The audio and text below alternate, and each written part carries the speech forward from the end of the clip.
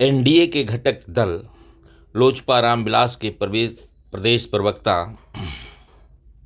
जितेंद्र यादव ने बुधवार को बख्तियारपुर विधानसभा के सुदूर गांव मीसी घांगसराय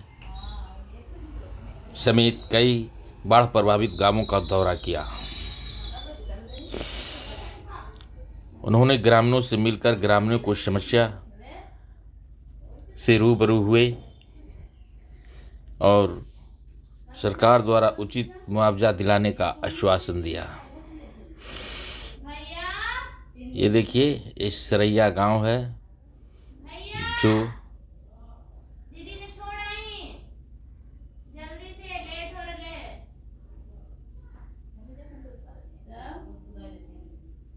पूरी तरह विकास से कोसों दूर है। यहाँ जनरल की व्यवस्था भी सही ढंग से नहीं है। एक बुजुर्ग गांव में बैठे हुए देखिए, एक मीसी के सड़क के इस किनारे बना घर वर्षा और बाढ़ के पानी में पूरी तरह चारों तरफ से घिर चुका है। यह देखिए, एक व्यक्ति पशुओं के लिए चारा माथे पर बोड़े में कर ला रहा है। यह इलाका पूरी तरह जलमग्न हो गया है।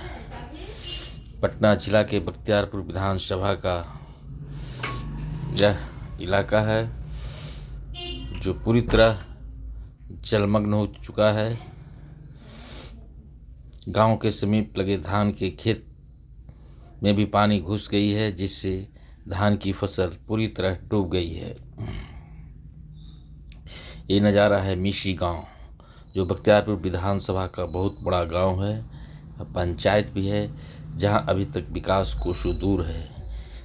गली नली भी पूरे गांव में नहीं बन पाई है।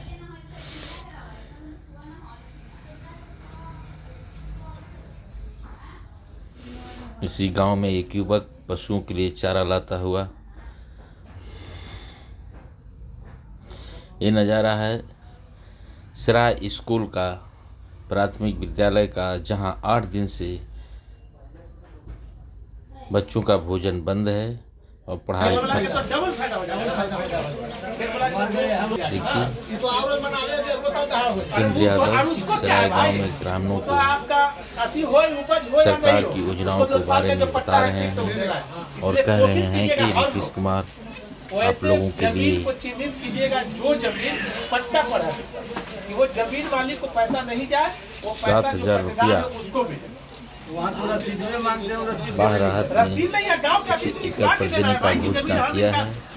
जो पट्टे पर किसान लेकर खेती कर रहे हैं, वे अपनी बात पार्षद मुखिया से लिखवा कर अंचल में जमा करें। कारण कि जमीन मालिक आपका हक मार लेता है। जमीन मालिक तो आपसे पट्टे का पैसा ले लेता है और जब बाढ़ में आपकी फसल दहती है तो उसका भी मुआवजा जमीन मालिक ले लेता है। जितेंद्र यादव ने ग्रामीणों को बारीकी से समझाया, खासकर पट्टा पर खेती करने वाले छोटे छोटे किसानों को, और जो शहरी में किसान हैं उनके अकाउंट में तो पैसा जाएंगे। एनडीए सरकार की कई योजनाओं को जनता को बताया। सीओ को भी डायरेक्शन दिया गया, डायरेक्ट मुख्यमंत्री डायरेक्शन इस चीज को दिए कि वो सर्वे जब अपने कर रहे थे तो डायरेक्शन दिए। वैसे लोगों को चिन्हित कीजिए जो लोग गरीब तबके का है, जो जमींदार का नहीं है, वो जमीन वो बेचारा जोत रहा है। सुनिए जितेंद्र कुमार। तो सर, आज आप बख्तियारपुर विधानसभा के कई गांव का दौरा किया, समस्याएं क्या है किसान की और आम जनता की? देखिए, समस्याएं तो आपके सामने हैं। लोग बाढ़ से घिरे हुए हैं, तो मुख्यमंत्री ने बाढ़ राहत के लिए घोषणा भी की और आज से सभी बाढ़ पीड़ितों को लाभ मिलना भी शुरू हो गया है।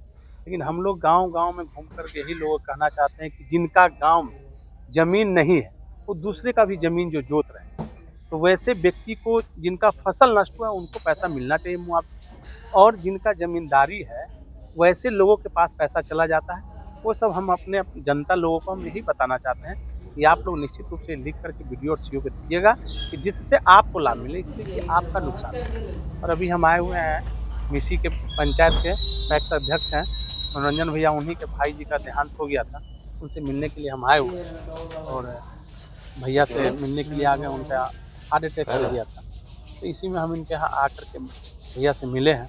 घर भी देख तू पहुंचा है गाँव में आप आए हुए, गाँव में चलने के लिए रास्ता नहीं है। काफी देखिए बात ऐसा है, रास्ता का जो समस्या है, भी ना रे, यहाँ का स्थानीय विधायक, ये विधायक के काम है जल्दी कम से यहाँ कम उस गली और उस जगह पे पानी का व्यवस्था निश्चित रूप से आप कराइए जहाँ के आप प्रेजेंट विधायक हैं। ये विधायक का एक एक लोगों से संपर्क रहना चाहिए और जनता का समस्या को सुनना चाहिए। लेकिन आप जो स्थिति देख रहे हैं, विधायक सिर्फ चुनाव तक 10 दिन 20 दिन तक जनता के दिलों पर राज करेंगे। और वैसे जनता को मैं हाथ जोड़ के विनती करता हूं कि चुनाव के समय आप विधायक जिनको बनाते हैं वो अगर आकर के सिर्फ आपको जाति के नाम पे, पार्टी के नाम पे वोट लेने का काम करते हैं, वैसे लोगों से बचें। अभी आपने काफ़ी जगह समस्या देखा कि नल जल जो बोरिंग, जो चापाकल जिसको बोलते हैं हम गाँव के भाषा, चापाकल अभी चुनावी मुद्दा एक बना है कि हर जो जीते हुए लोग हैं वो 2, 4, 10 लोगों को चापाकल दे करके अपने वोट देना चाहिए। अब वैसे लोगों से हम खास करके कहना चाहते हैं कि आपका ये अधिकार है, ये चापाकल जो था आपका था, वो 5 साल में सिर्फ एक चापाकल दे करके आपको ठगना चाहते हैं। आप बिल्कुल मत ठगाइए। मैं जनता मालिक से कहना चाहता हूँ, जनता देवता है, आप वैसे व्यक्ति को बिल्कुल मत दीजिए। अगर जितेंद्र यादव भी आकर के चुनाव के समय अगर कुछ प्रलोभन दे रहा है कि नहीं लीजिए ना चाचा, अभी आपके साथ ये प्रॉब्लम हो गया, ये पैसा रख लीजिए, बिल्कुल मत लीजिए। इसलिए कि हम चुनाव के समय अगर आके ये बात अगर कर रहे हैं तो निश्चित मैं अपने स्वार्थ में बात करूँ। मैं वैसे इसीलिए मैं कहना चाहता हूँ कि जो चापाकल जो अभी घरे घर जो बांटा जा रहा है, वो व्यक्ति का जो उनका खासकर कोर वोटर है, गरीब के पास आपने घुमा होगा, गरीब को एक भी चापाकल नहीं मिला। वैसे व्यक्ति को जाकर देखिए उनके पास पैसा भी नहीं है कि वो चापाकल गड़वा सकते हैं और पानी पी सकते हैं। रोड का समस्या तो आप देख ही रहे हैं, कहीं भी आपकी 5 साल में एक रोड का कहीं भी बोर्ड आप दिखा दीजिए, प्रेजेंट विधायक कहीं एक बोर्ड लगा हुआ हो इस गांव में ये रोड यहाँ से यहाँ तक रोड का। इसलिए देखिए समस्या बहुत सारी है और निश्चित रूप से हम यहाँ के जनता मालिक से कहना चाहते हैं कि आप लोग इससे अब उठ करके, जाति पार्टी से उठ करके आप वोट कीजिए। आप अपने बच्चे के भविष्य के लिए वोट कीजिए। अपने लिए तो जितना करना था कर लिए, लेकिन अपने बच्चे के, छोटे छोटे बच्चे के भविष्य के लिए आप वोट कीजिए। और जब बच्चे के लिए जब आप वोट कीजिएगा तो निश्चित रूप से आपको लगेगा कि नहीं अब मेरे घर विकास होगा। इसलिए कि अब विकास, लोग हर हाथ में मोबाइल है, हर घर में इंटरनेट से सुविधा जुड़ा हुआ है, हर लोग को 1-1 मिनट का खबर पहुँचता है कि कहाँ काम हो रहा है, कहाँ नहीं हो रहा है। लेकिन हवाई कुछ लोग हैं आकर के नया बात जनता के ऊपर, जो जनता सुनना चाहता है वही लोग बोल करके चले जाते हैं। लेकिन हम लोग जनता से कभी भी ऐसे बात नहीं बोल करके जाते हैं कि जनता खुश हो जाए। हम जनता को साफ बोलते हैं कि आप देवता हैं, आप भगवान हैं। आपको एक बार 5 साल में एक बार जनता आपको चुनने का मौका मिलता है कि हमारा प्रतिनिधि कौन करे और कैसा व्यक्ति हो जो मेरा सेवा करे।